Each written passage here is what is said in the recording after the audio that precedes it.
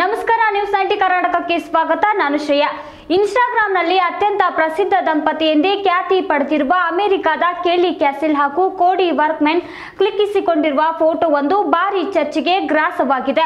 ಇದಕ್ಕೆ ಪ್ರತಿಕ್ರಿಯಿಸಿದ ಜನರು ಇದೊಂದು ಅಪಾಯಕಾರಿ ಹಾಗೂ ಮೂರ್ಖತನದ ಪ್ರದರ್ಶನ ಎಂದಿದ್ದಾರೆ. ಇನ್ನು ಈ ಫೋಟೋ ತೆಗೆಸಿಕೊಳ್ಳುವ ವೇಳೆ ಅಗತ್ಯ ಎಚ್ಚರಿಕೆ ವಹಿಸಲಾಗಿತ್ತು ಎಂದು ದಂಪತಿ ತಿಳಿಸಿದ್ದಾರೆ. ಸದ್ಯ ಈ ಟ್ರಾವೆಲಿಂಗ್ ದಂಪತಿ ಬಾಲಿಯಲ್ಲಿದೆ.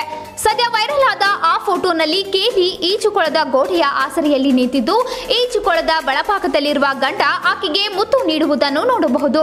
ಡೈಲಿ ಮೇಲ್ ವರದಿ ಅನ್ವಯ ಈ ಫೋಟೋ ಉಬುದ್ನಲ್ಲಿರುವ ಕಯೋನ್ ಅರಣ್ಯದೊಳಗಿರುವ ರೆಸಾರ್ಟ್ನಲ್ಲಿ ಕ್ಲಿಕ್ಕಿಸಲಾಗಿದೆ ಎಂದು ತಿಳಿದು ಬಂದಿದೆ.